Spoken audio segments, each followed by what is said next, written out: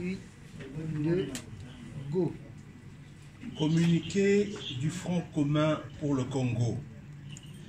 Réunis en session extraordinaire ce jeudi 22 octobre 2020, les chefs de regroupements et partis politiques membres du Front commun pour le Congo ont fait le tour d'horizon de la situation politique du pays au lendemain de la cérémonie irrégulière de prestation de serment des personnalités nommées de manière illégale en qualité de juge à la Cour constitutionnelle.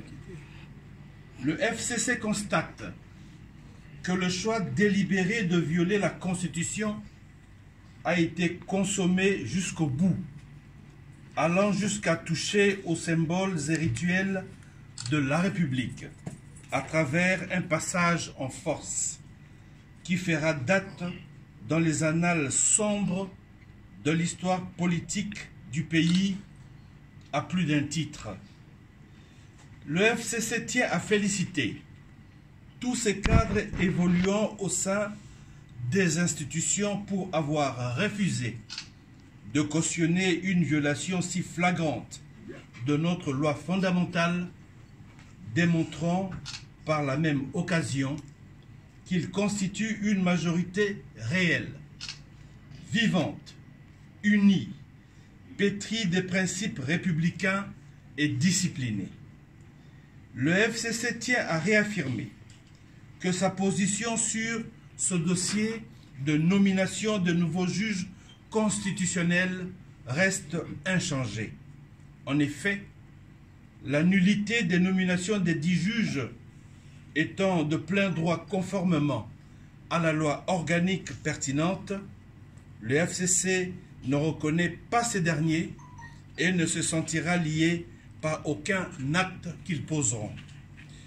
Le FCC rassure l'opinion tant nationale qu'internationale qu'il poursuivra son combat dans le respect de la Constitution et des lois de la République, seul gage véritable d'un État de droit, et qu'il usera de toutes les voies légales pour atteindre ce noble objectif et pour s'opposer à toute initiative visant à déstabiliser les institutions de la République.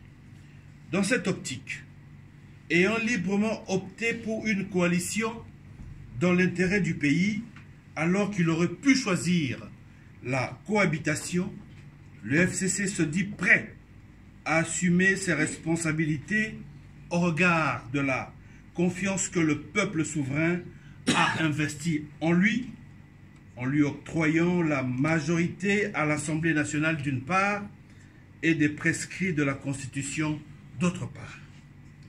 Le FCC prend à témoin la population et lui demande de rester mobilisée afin de faire barrage à toute tentative tendant à liquider l'héritage d'un combat commun en vue de l'instauration des institutions démocratiques dans notre pays, combat couronné par la première alternance pacifique du pouvoir.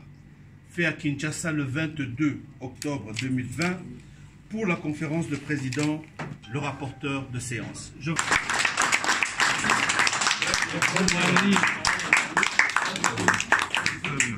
Reprenez les appareils, le micro. Reprenez le micro, les appareils, le microphone.